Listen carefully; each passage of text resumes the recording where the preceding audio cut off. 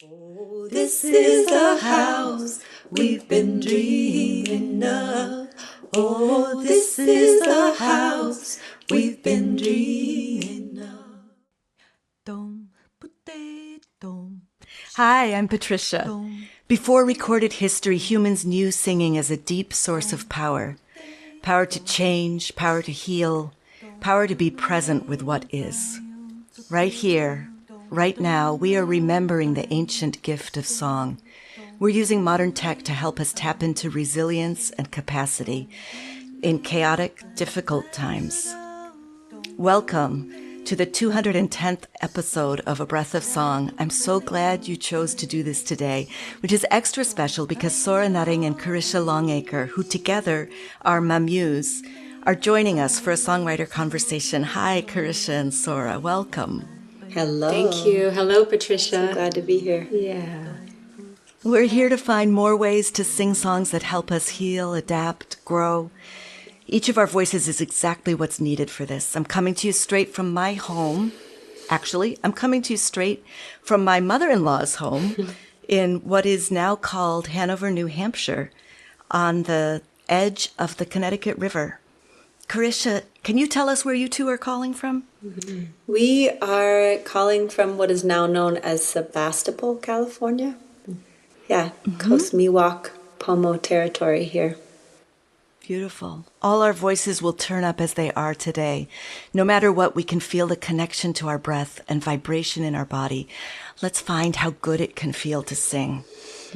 Last week, I shared MaMuse's We Shall Be Known. Today, Sorah and Karisha will be teaching us In This House, right? Yeah. That's the plan. We'll learn it slowly so it can settle inside you. You can begin to trust it as a resource. Let it move you into a state of flow. Then we get to enjoy a conversation. We close out with the song again at the end. You'll always be able to find this episode with full show notes and how to reach these amazing people, artwork, all of that kind of stuff in the library of songs at abreathofsong.com. Let's start just warming up a little bit with a yawn stretch, touching base with your body. Roll your shoulders if that's comfortable, or stretch your back. Whatever feels, yummy inside. Find what wants to be long and a little longer. What wants to curl.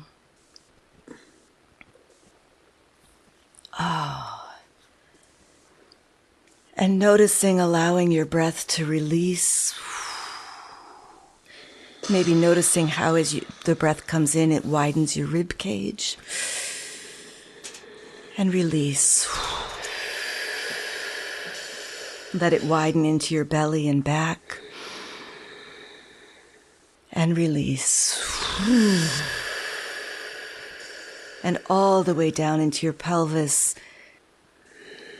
And release. Maybe opening up some slides, letting the air come in, and slide up and down your spine.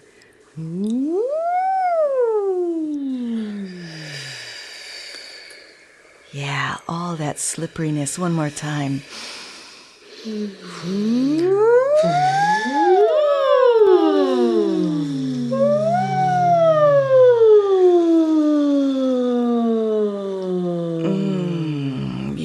Sorah and Karisha, I'll turn it over to you to share the song. Thank you.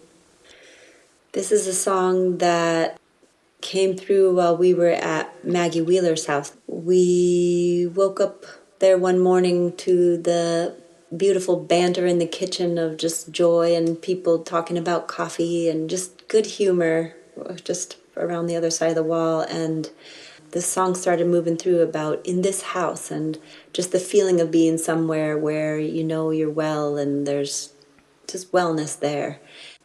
Yeah, and then as we sing it now is more like not just Maggie's house particularly, but like our communities, the houses we live in, our government, our country, our planet Earth, like just zooming out and out, kind of like house rules for how we be. And so this is that. Yeah. We go line by line here. In this house we lead with love. In this house we lead with love. In this house we lift each other up. In this house we lift each other up. In this house we learn to fly with the dove. In this house we learn to fly with the dove. Oh, this is the house we've been dreaming of. Oh, this is the house we've been dreaming of. Oh, this is the house we've been dreaming of. Oh, this is the house we've been dreaming of. Do the whole thing again. In this house we lead with love. In this house we lead with love. In this house we lift each other up. In this house we lift each other up. In this house we learn to fly with the dove. In this house we learn to fly with the dove. Oh, this is the house we've been dreaming of. Oh, this is the house we've been dreaming of. So come on over, welcome in, welcome in. Come on over, let's be friends, let's be friends. Come on over, there is enough. Oh, this is the house we've been dreaming of. Oh, this is the house we've been dreaming of. We start in this house. In this house we lead with love. In this house we lift each other up. In this house we learn to fly with the dove. Oh, this is the house we've been dreaming of. Oh, this is the house we've been dreaming of. So come on over, welcome in, welcome in. Come on over, let's be friends, let's be friends. Come on over, there's enough, there is enough. Oh, this is the house we've been dreaming of. Oh, this is the house we've been dreaming of. Let's do in this house. In this house we lead with love. In this house we lift each other up. In this house we learn to fly with the dove. Oh, this is the house we've been dreaming of. Oh, this is the house we've been dreaming of. So come on over, welcome in, welcome in. Come on over, let's be friends, let's be friends. Come on over, there's enough, there is enough. Oh, this is the house we've been dreaming of. Oh, this is the house we've been dreaming of. This is the house. Oh, this is the house we've been dreaming of. Oh, this is the house we've been dreaming of. That is such a good song. When I was singing that, learning that just now, it felt so comforting in my body. This house we've been dreaming of. What do you hope people pay attention to when they carry this song? I hope people pay attention to the possibility of joy and like the power of the possibility of we the people setting the tone for how it is. I don't know if that's what you meant, but that's exactly what I meant. Yeah.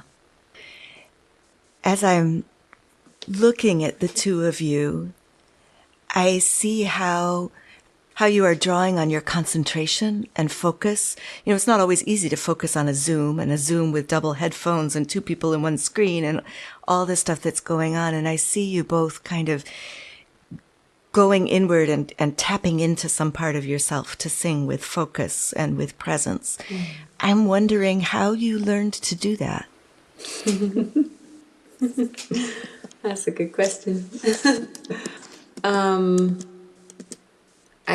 This is Sorah speaking. I, for many years, played the flute. That was like I was a classically trained flautist, so there was like many hours spent in a room by myself alone, having to focus and concentrate. And I wasn't thinking about it at the time as like, oh, this is a meditation practice, or this is a practice on concentration, just as I wasn't thinking about it like, oh, this is a practice on breathing. I was just playing an instrument. But I can see now how it's, without thinking about it too much, it's something I did for so long that now I find when I sing, like, there's a way where if I'm really trying to embody the words, I often will have my eyes closed, or it helps to just to drop into a deeper sense of connection to the words. And sometimes, like, if we're on a stage performing, I just notice that all the energy out there, seeing people, just noticing, like, it's just helpful to keep my space and attention in. So yeah, I guess there's a couple reasons why I do that, but it's not like something that I learned intentionally. It's just been a practice for a long time. So yeah. Karisha, does that sound the same for you? Do you have anything you want to add to that? I mean, I certainly didn't grow up playing the flute. You were both in different studios practicing. That would be a trip. Right? We were just like, both of us. That'd be awesome.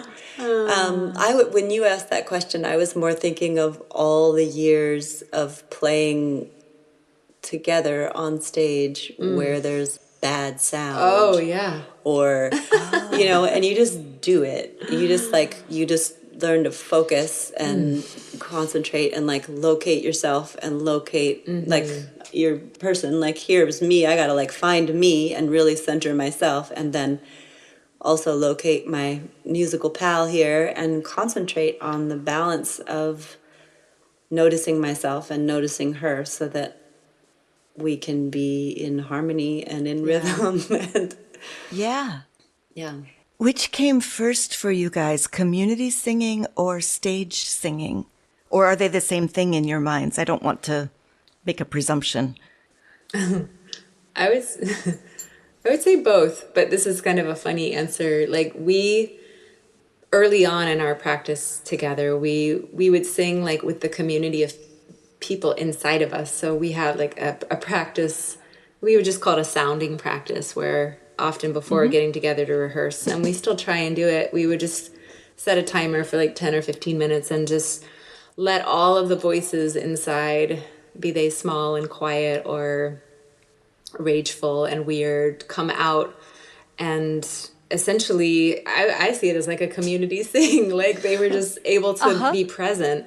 So in that way, I think that was early on, but certainly not the kind of community singing we're thinking of today. That came about, I think really it was when we were invited to first teach at Song Village, which is a festival in Santa Cruz. That was like the inception of that festival. And then we were like, lead a song circle. Does that ring true of kind of when we first started? I mean, we had been writing songs that people could sing, and we would always invite people to sing, but it wasn't in that traditional, we're all on the same level, we're like singing a song, we're teaching the song. That felt like a newer thing for us. Yeah, I would say it was Song Village. Yeah. And I feel like it's also true, what occurs for me is what you're saying is like, always with our audience, we were like, sing the chorus with us. This is the chorus. Yeah. You know, like we would always encourage the room of 200 people or whatever to be singing along. We didn't think of it as the time as like community sing, but like everybody, let's sing. So I guess so, yes. Yeah. We were kind of like corralled into this community sing world, and I feel like we still kind of straddle, like, are we really song leaders? I mean, I see some of our people that are doing this in a different way, but I also feel like, the songs we write, a lot of them people want to sing, so we do lead community song, and more we're intentionally like leading song circles while we're out on tour and having events that are specifically song circles without instruments and for community singing. So, yeah. How did you two find each other to start with?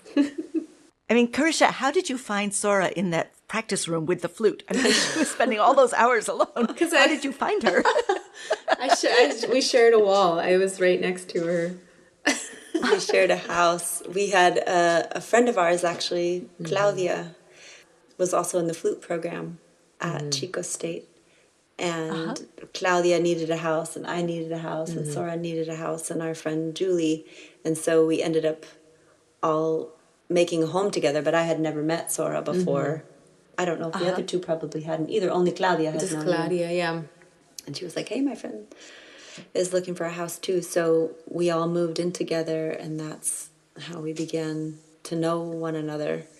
And we sang some in that house together. Not a lot, Not a lot. We were doing different things. Like, you were deep in the flute program. Yeah, I was getting ready to graduate and do a whole recital, so I was like in that practice room a lot, and you were working and doing other stuff. And so it was not a lot of crossover, and it was really only like a 6-month period of time that we lived together. But then we went separate ways for some years and met back up in Chico after some life experience under our belts. And I had started writing songs and playing mandolin, and you had just released a solo guitar. Karisha just released a solo guitar album of her songs. And so we were just both ripe for, I had been getting really clear that I wanted to do music full time. And so we were both, I think both in that place of like, let's do this. So we met at a cafe on accident. We ran into each other and we were like,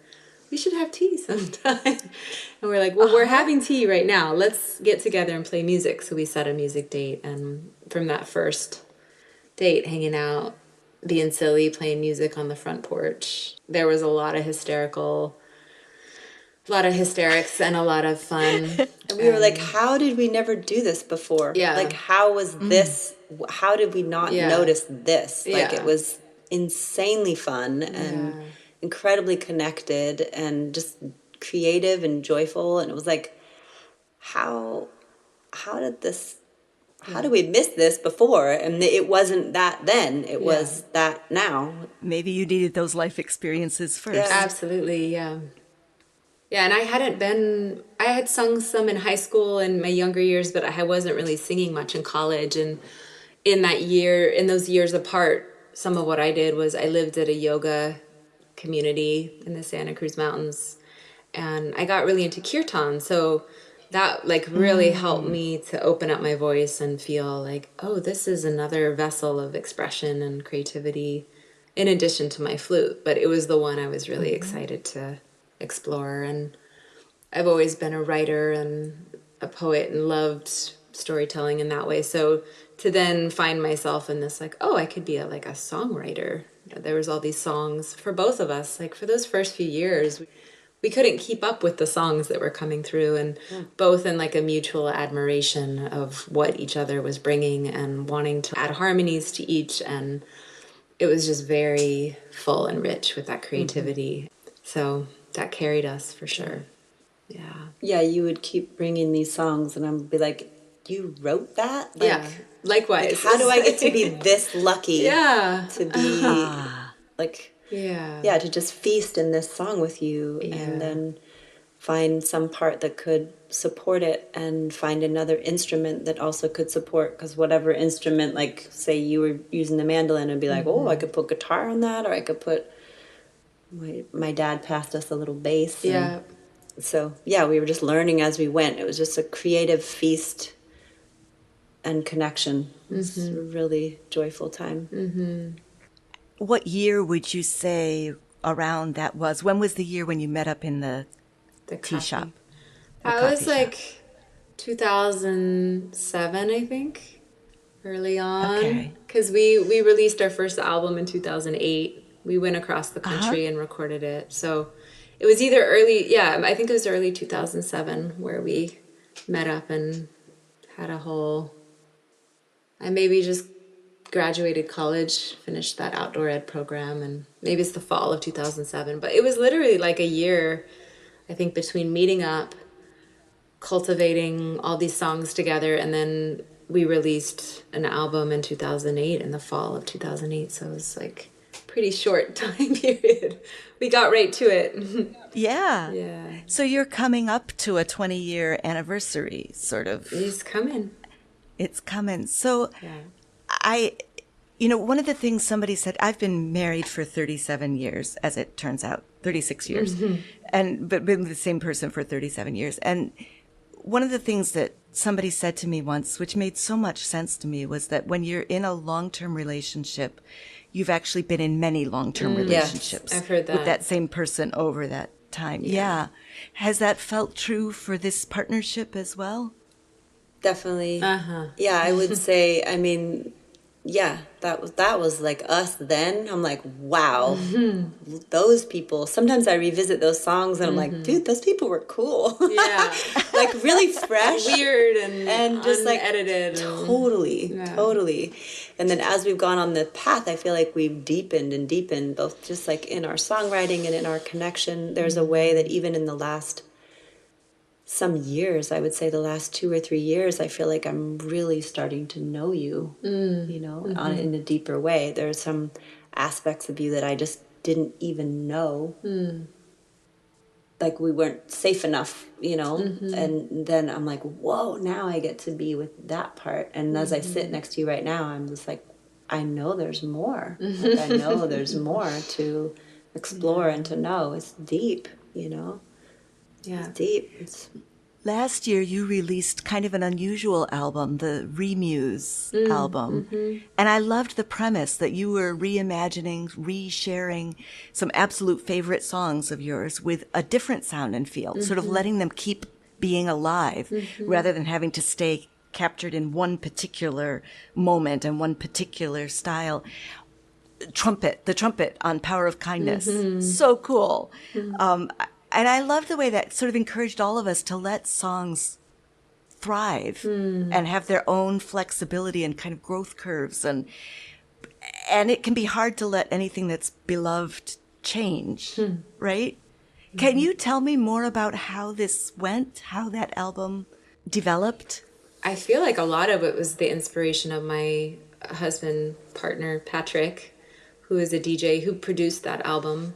And he had done a remix of Through That Gate a few years ago. So he released that as a single. He's like, hey, I'm really seeing this like with some beats underneath it. And he, has gotten into production in the last some years. And so he did that and then had this inspiration to do a whole album's worth of music. And so it was really kind of his baby. Like we were definitely in there doing some recuts of vocals and giving our feedback and such, but he spent a lot of time going for it. And for me, I felt a willingness, like as you said, to let the songs change or like show up in a different form. A lot of, I feel like in our genre of music, there's like a whole folktronic like genre that's kind of taken flight in the last some years. Some other peers like Alanerio and different artists that are like fusing some of that electronic dance world. We've always wanted our songs to feel danceable. We were DJs for our ecstatic dance for 10 years in Chico, and we were trying actually to like do that many years ago. We just didn't ever find work a with way different to like DJs. support those songs to really come out, because we were like, man, these are really good songs. It'd be fun if they were actually like really danceable. Danceable, yeah. So yeah, it's a beautiful thing to partner up with Patrick and just be like, all right, let's get this show on the road. We've been wanting that for like many years, to be able to really dance to our music. So it's super prayer answered. I'm glad you bring that album up, because it was released last year, and it's like sometimes these albums, there's so much build up and excitement, and then it's like, oh right, we did that, like that happened last year. And it's good to center it again, because some people may not know about it or have heard of it yet. But it's definitely one of those, you put it on in your living room and like you're moving, and a lot of them are songs you may know of ours that you could also sing to. So just to have that experience of full embodiment of a song through the body and the voice. Yeah. So from my perspective, looking from the outside, you have this beautifully varied musical life, right? There's the songwriting from both of you, and the tender, the intimate videos that you've released, and then concert stage and touring and song leading at some community singing festivals and albums. And how do you choose what project is coming next for you? It's a good question.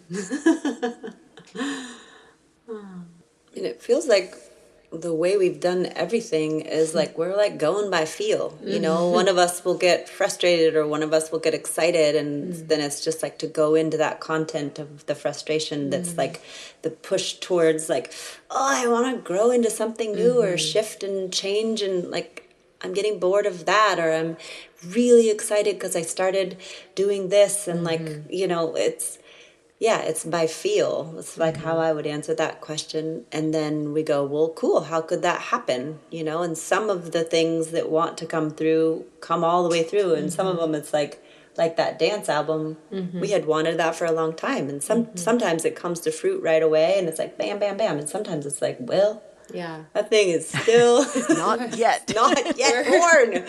We're still working on that songbook, Patricia. Yes.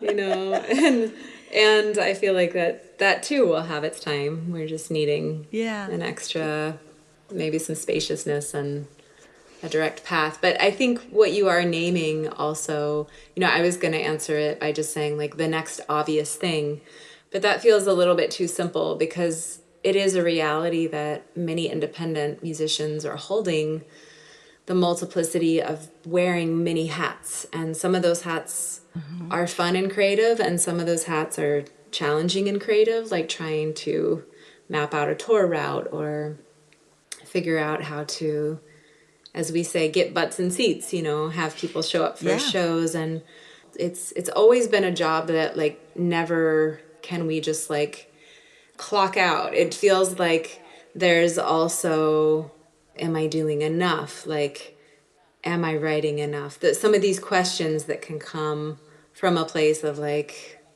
we're our own boss, so we get to chart the course.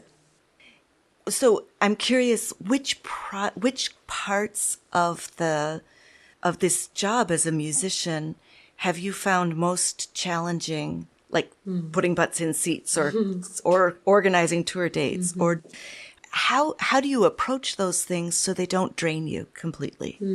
I think creativity is one way.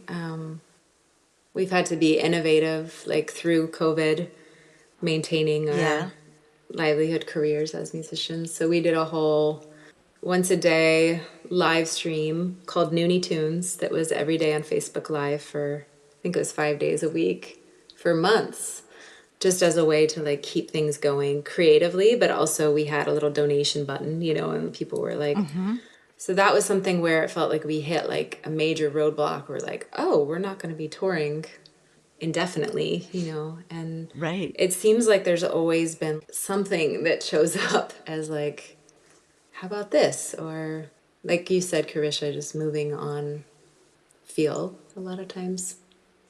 But I think the answer to your question too is like how to not be drained. I mean, honestly, I feel drained by it sometimes. It's a draining, like when I tune into the energy of it in my brain and I try and think about like, how do we shift this, or what else can happen here? Sometimes it can feel a bit like being on a hamster wheel of like, whoa, we've been holding this question for a long time. So just to be real about that too, there's not, I don't have like a solution. And I think I'm not the only musician that's grappling with this in these times, as we've seen streaming sites come in and basically dissolve some of what used to be income, like from CD sales. And so, we've just had to like keep up with like what else can, be in the question of what else can happen, I guess. I know I noticed for myself, I keep saying, you know, each new challenge that comes, I'm like, well, I mean, our livelihood and our lives are creativity. Like, so there's gotta be, like, we are infinitely creative. So there are infinite creative ways to move next. And if we can't come up with something creative, then we're not creative people. Like, there's just some way that I'm just like, we're creative. Like, this is how we've made our life for these almost 20 years. So we can do it. And some of it is super challenging. And there's some questions that we hold. Like, it really was for a while where we would travel around. A good portion of our time together, we would travel around and we held our music, and we could exchange our music in a way that people had to come through us to do it.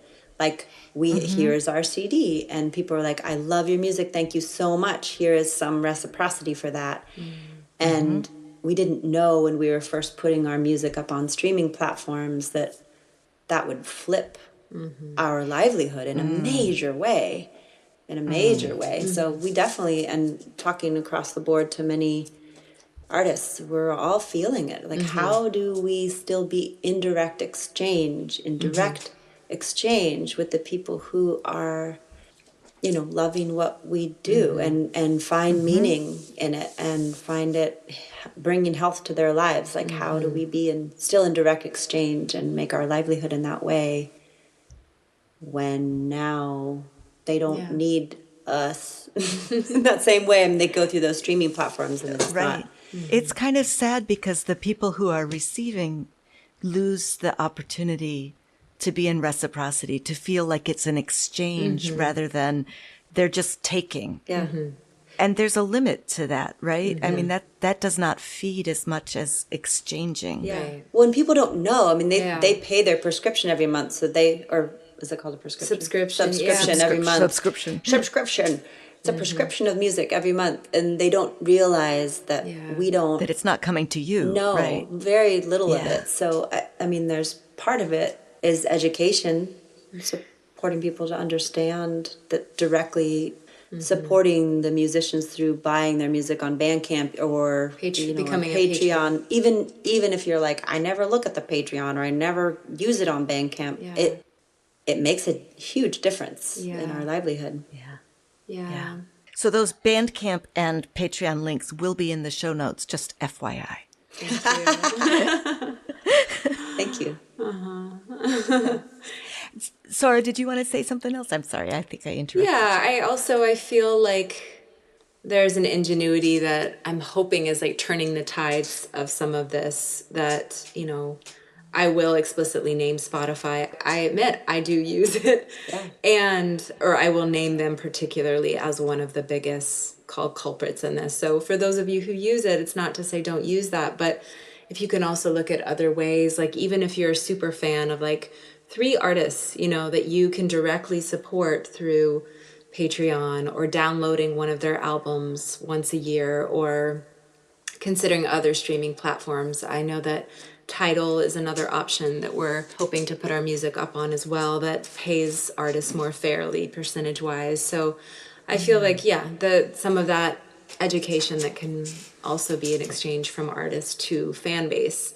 And I feel like there's more to come in kind of reclaiming that exchange. That's even like you said, it's deeper than the money. It's a way of feeling connected that's not going through some middleman that's extractive. So I'm wondering, I'm going to go backward in our conversation for a second, because I thought of something I wanted to ask you that's kind of a new question for me. And it might not turn out to be a great question, but I'm really curious. if you can think of something that you've done that helped you deepen your craft, whether it's somebody you worked with lessons directly, or a book that you read that influenced the way that you approached your craft as a musician, or whether it's your partnership or a yoga class, or do you know what I mean? Mm-hmm. Just something where you were like, oh, that I did that thing and I actually felt like my skill as a musician and my ability to be creative and to be free in my expression of creativity opened up.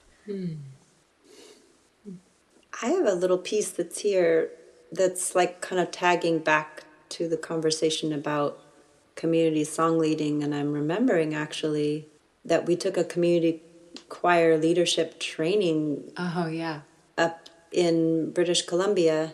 Right. And I think that was before we actually were at Song Village. Yeah. And I'm like remembering, so I'm like going tick, tick, tick. We were on we were on Garrison Keillor's Prairie Home Companion. We did a duet competition. Mm-hmm. We ended up winning that competition, which was cool.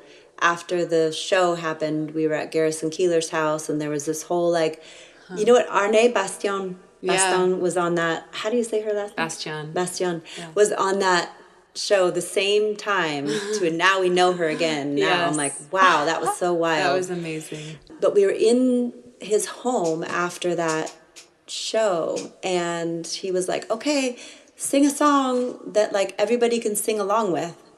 And I ended up after that, and people were like, you know, tossing out songs and everyone was singing along, and we shared On the One, which was cool. And also afterwards, I ended up feeling like really lonely and really like tight in my belly and just like kind of like, something feels really wrong. And I dug around in there for a while, and it was like, I want to feel like I'm with the people, not separate than the people, and to be a people and to have songs that I'm like, let's go, like, here's your part. And I was like really uncomfortable for a bit there with, just like needing a shift and a change. So then we went on to take this leadership training program. It's called CCLT. And it kind of helped shift some tide, at least like change the needle of the compass, or like we reoriented to a needle in the compass around, being able to be more connected to people different than just being stage performers, even though we had always asked people to sing along. So I don't know why that comes right now, but it comes right now as an answer to that question. That was super influential, and a moment in being so publicly seen on that show, and then being with the people afterwards. It was just like, there's some gap here between me and who I want to be able to be with people. That was honestly gut-wrenching for me. So I remember that. Yeah. And is that the most influential? I don't know, but it's an influential moment that happened for me. Like a high and a low all at the same time. It was like, we just won this thing. And then it was like, I don't feel connected to anybody. Those kinds of moments really shift, right? And sometimes you can go somewhere with it, and sometimes it gets stuck for a while. Yeah, it wasn't immediate that shifted. I would say for me, there was something about doing that Noonie Tune live stream kind of thing every day, where I was able to explore more what it was to let myself be the fool. And somehow it's like there was an audience there, but there was no one there.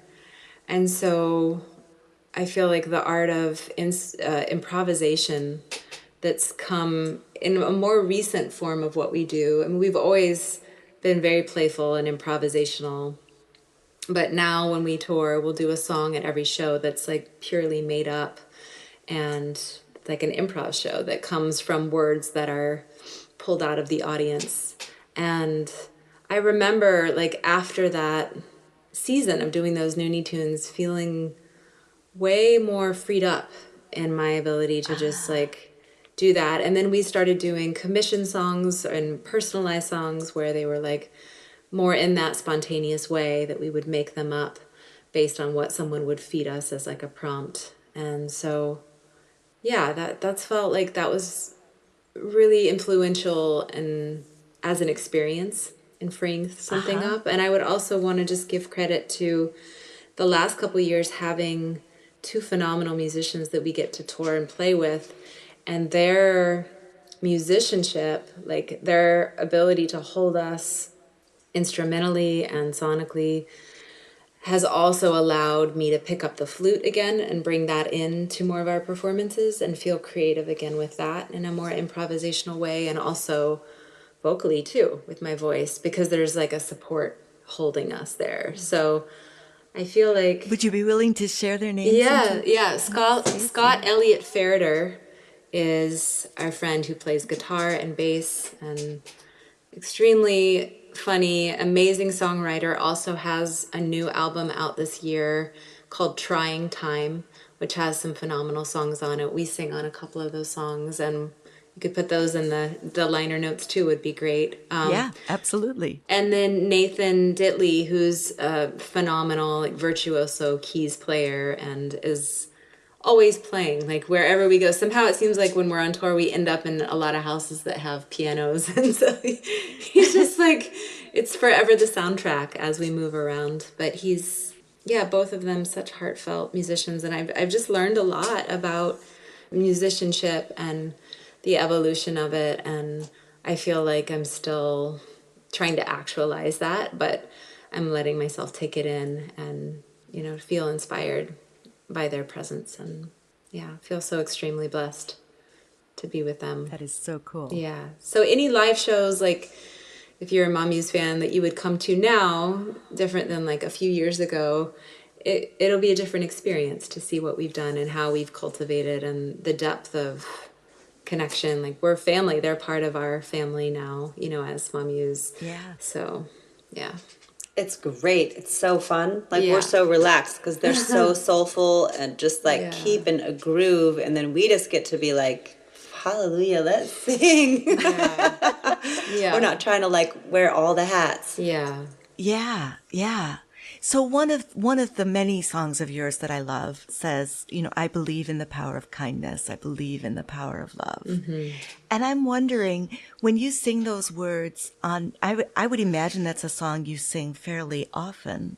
Yeah. Maybe I'm making that up, Oh, but yeah, in my head. No.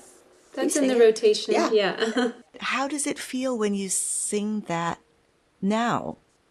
I mean, for me, it's one of those that we get to singing and people love to sing along, and it's fun to get myself and the people singing into the like, no, but like, do you actually believe that? Do you actually believe that our kindness is our commonwealth, that we are our most abundant resource to each other?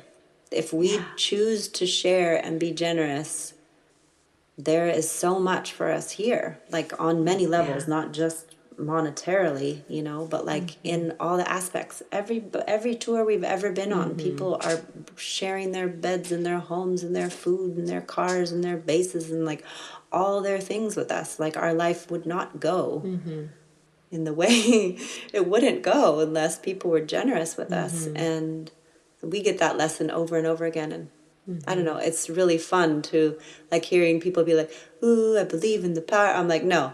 Do you believe that though? It's like, yeah, it's fun to push up against that edge of like, how much do you actually believe that?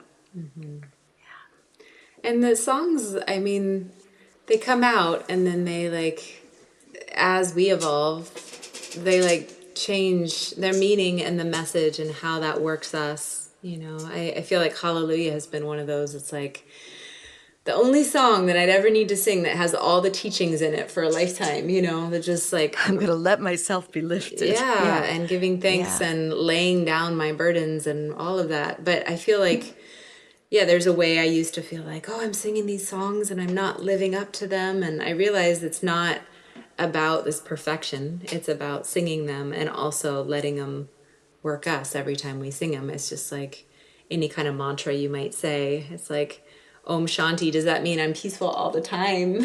Maybe not, but like to be able to evoke that. And so I can also sense, you know, in these times where there's a lot of discord, there's a lot of turbulence, there's a lot of polarization, to come back to kindness as a simple way, and kindness with ourselves and with each other.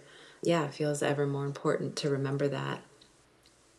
I love that trust in the song that if we sing these words and believe them, let them work us. That there's an aspect where we don't have to effort our way through. That we can let the songs do some of the work. If that makes sense. Yeah. Yeah, I mean, some of our favorite songs that we've written at the time has a particular meaning, and it's like a whole facet of like lessons in it. And then some years later, I hear it again, or we're singing it again. I'm like, whoa, it's like a hologram that just shifted. And then all of a sudden I can see so much more of the teaching that's in it. And I'm like, whoa, that's a whole, there's many other layers there. And they keep, some of the ones that feel like the mega downloads are like, I don't know. We Shall Be Known, that feels like a song that I keep learning from. I think I came across that song in 2020. It must have been 2019 because I was teaching it. I bought it and I was going to teach it to my choir. I wrote to ask permission to transcribe it so my community choir could sing it. Cool. It was a written music choir. And then the pandemic hit the semester that we were working on it. But so I started living with it in 2019 when I started transcribing it. And I'm going to be doing it this next month with my flow singers because it feels like the song that I need to be singing right now. And it's shifted. And I love the wisdom that song carries. It's why I didn't ask you guys to do an interview for a long time because I was so intimidated. Holy schmoly. We're just us over here, I know. Patricia. We are so true. just us. Yep. Sitting here in the office. Yeah, but it's so beautiful the way, I mean, I think that was Karisha's song, right? But still, both of you, the way that you've managed to open up for something really true to come through, sort of gotten out of the way so that your songs speak real truth that's nurturing to those of us who get to participate with them in some way. So thank you. I would also say, I mean, interesting when you say gotten out of the way, there's a way that I'm like, that makes sense. But also when I'm like writing a song, like I am so engaged. Like I am so tuned. I am so leaning in. I am so curious. I am so, my ears pricked up and I'm like, wait, what did you say? Like, wait, what? Like, I just remember in writing Almost that, like you got in the way. yeah, I'm like right in the river. I'm like right, like totally listening, totally like all in. Yeah. That is so cool. And it's not necessarily just like, oh, I'm like all in my head. It's like I'm all in this particular kind of listening and attunement to the thing that, what is that mystery of music? Right. What is that? Like, I'm like, let's go, lover. What are you saying to me? Kiss me more. Yeah. Yeah. Sorah, can you think of something that surprised you about Karisha recently, or something that Karisha did that caught you off guard? All the time it happens.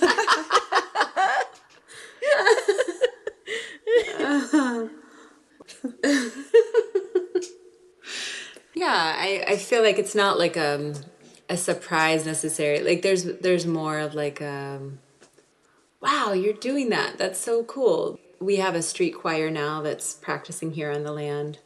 And Karisha, like it was an idea that came up some months ago at a gathering, and Karisha just ran with it and was just like, I'm going to start doing that. People invited me to just start leading that, and just the way in general that Karish moves with the feeling of it. And like she has a motto where she's like, the best time to do anything is right now. The best time to do anything with me is right now.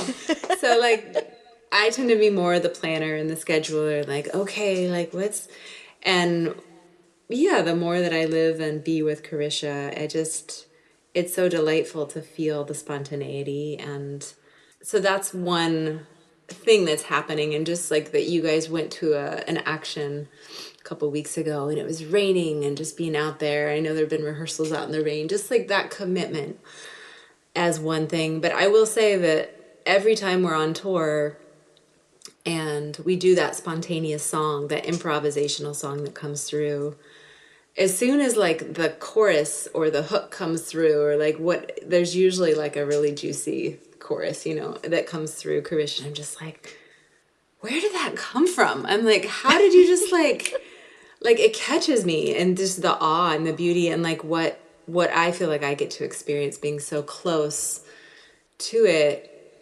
And what you're talking about of being in that river and like listening, and like it's just coming through you. I'm just like, whoa, it's a beautiful thing to be close to. And it often does catch me off guard. I'm like, whoa, where did that come from? So I would say those are the experiences. What a recently. beautiful witnessing. Yeah. Yeah. So I want to ask it the other way around. Mm-hmm. Karisha, what's something about Sorah that surprised you recently?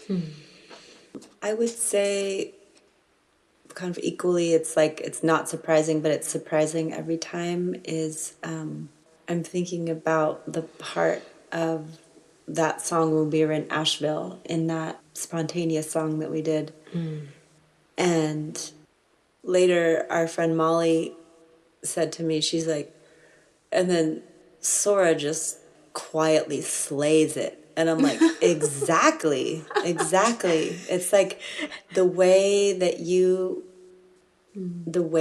open your channel, the way that, I really want to put words to this in a beautiful way, like the way that I see this and the way that I experience it. I want to be able to tell you what I see. And what I feel.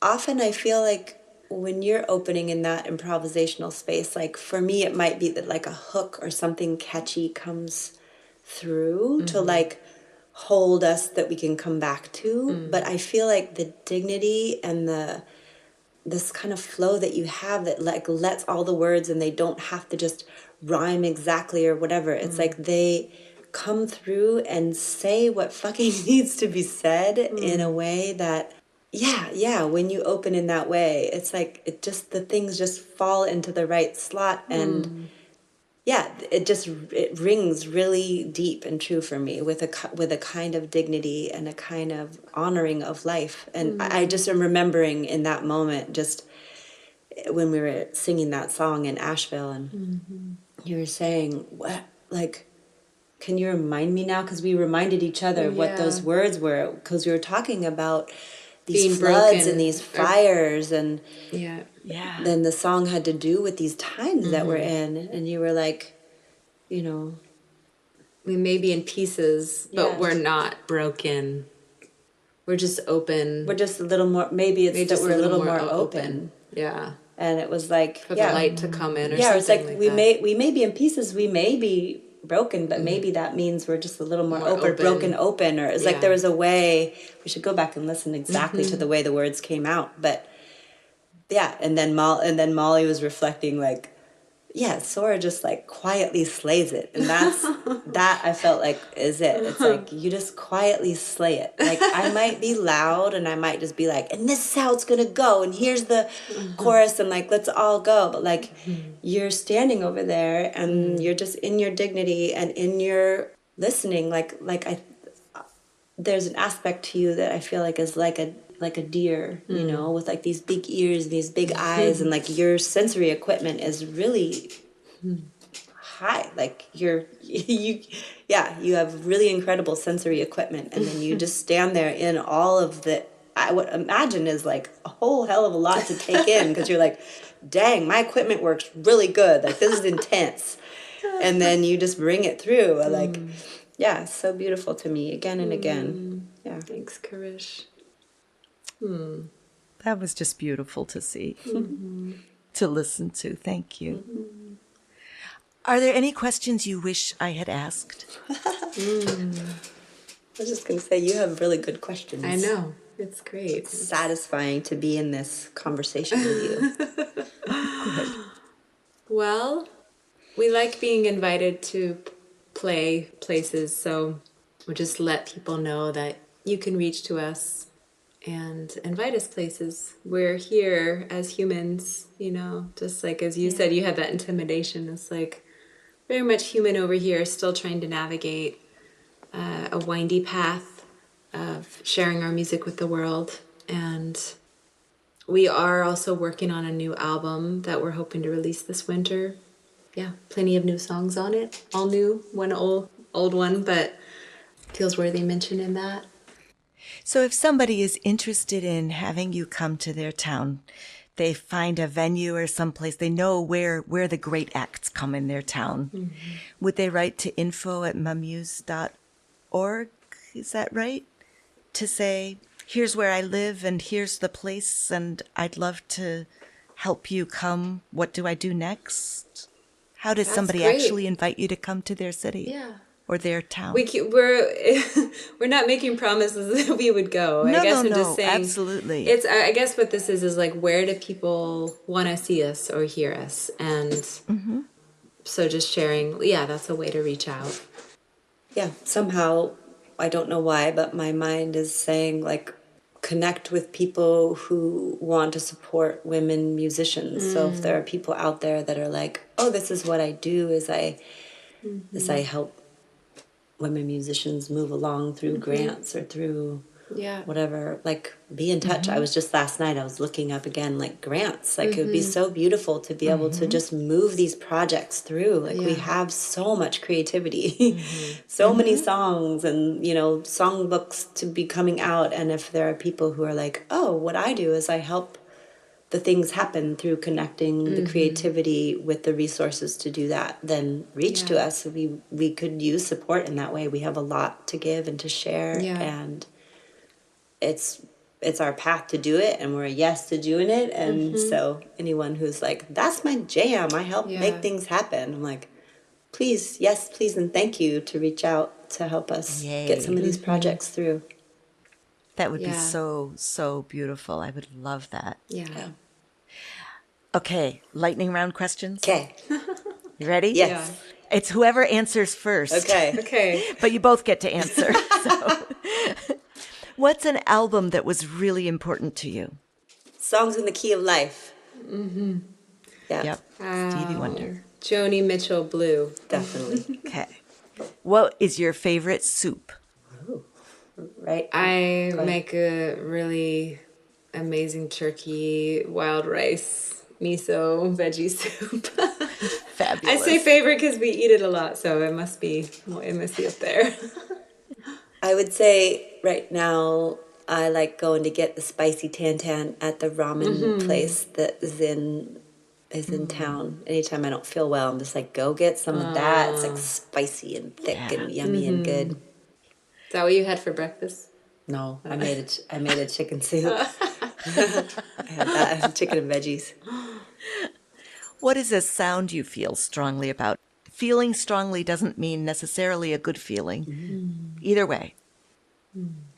I don't know how to tell you, but I guess it's like, you know when you're driving along and there's like a big semi and they're like honk, like that is like, sometimes when somebody gives the huge honk or that big, some very big vehicle or something that just has too much sound for this human body, and sometimes they just like, or the brakes or something like that, you know, and I was like, I have to roll up the windows because I'm like, that is hurting me. I would say that counts. Exactly.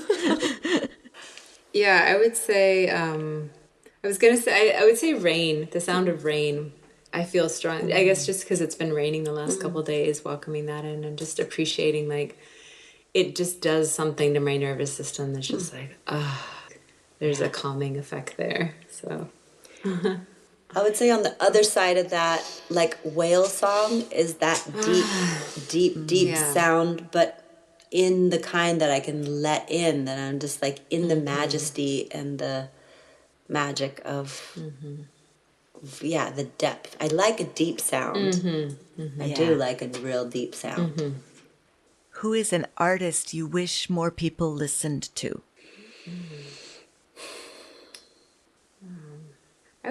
I would put my vote in for Amy Ringle. Ooh. That human. I mean, I hear that voice and guitar playing, and I'm just like, how do you do that? And I know that, she's an independent musician, and I don't know how much time has spent really pushing her music out into the world, but it's just gorgeous. Yep. It is. And you can find an interview episode with her on this podcast. Yeah. We'll make sure that's in the show notes too. Great. But her album, Tender, Yeah. it's so beautiful. Yeah. Thank you, Sorah. Karisha's thinking. In that way, I mean, when you say Amy Ringle, I'm like, yes. Like, man, now I want more, too. Just a reminder. And then the next person that makes me think of is Melanie DeMore. Yeah. And imagine if more people were hearing and singing Melanie DeMore songs. And I know people all over the planet are, but imagine even more. Yeah. To just be able to be in the dignity of that woman's voice and with her heart and that fierce call to writing the compass inside of us, that's like, oh no, we're going with the absolute truth here. We're going with the absolute yes and the absolute protection of all beings and just that fierce love. Yeah. And she also has an interview on this podcast, so you can find her here too. Before we close, where can we find you and follow your projects? If somebody's, I know they'll be on the show notes, but for somebody who's listening and can't look at a computer right now, what? Yeah, we're on Facebook. It's MaMuse. We're on Instagram, and I guess MaMuse, my music. You can find You can find us on Instagram. We have a website, www.mamuse.org. And then again, mentioning Bandcamp and Patreon as ways to support our music specifically. A huge thank you to you, Karisha and Sorah, for coming on A Breath of Song. Yeah. A huge thank you to our listeners. I'm so glad you're singing with us. You can visit abreathofsong.com to see all those show notes we've been talking about with links and lyrics and Patty Piotrowski's glorious artwork. You can sign up to get artwork and music in your mailbox. How beautiful is that? Be one of the generous people who put something in the gratitude jar to help cover the costs of putting this podcast on. Before Patty or I is paid, 25% is donated to the Jazz Foundation of America, which directly supports jazz, blues, and roots musicians in need.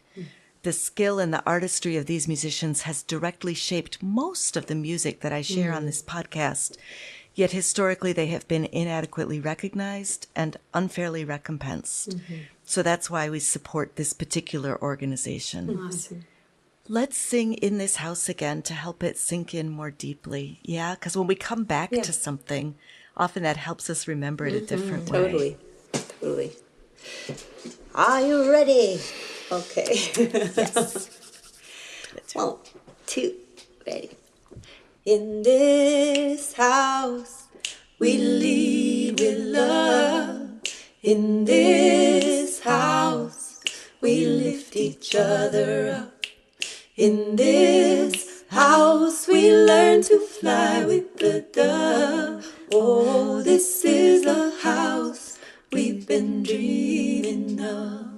Oh, this is the house we've been dreaming of. So come on over, welcome in, come on over, let's be friends, come on over, there is enough,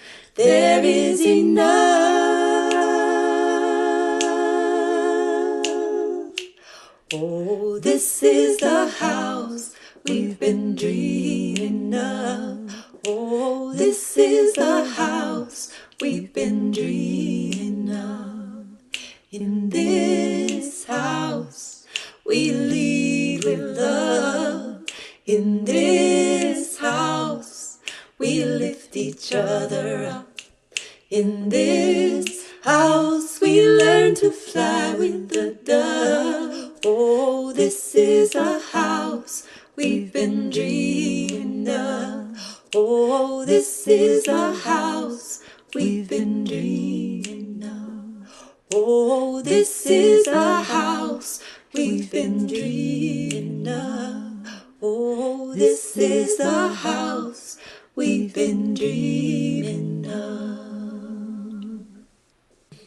Sorah and Karisha, thank you so much for coming by today.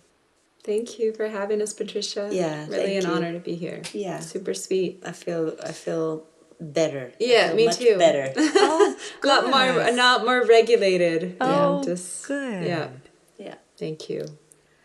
Thank you, listeners and singers, for joining us today for A Breath of Song. I'm grateful that you're taking care of yourself and listening to your voice. I believe making a better world starts with tuning into ourselves and each other, which is what we just did. Yeah. So, Yay, us! if you're liking this podcast, please share with a friend, and next time we'll plant another song. Until then, be well. That's it. We're Yay. done. You can press stop. I can press stop.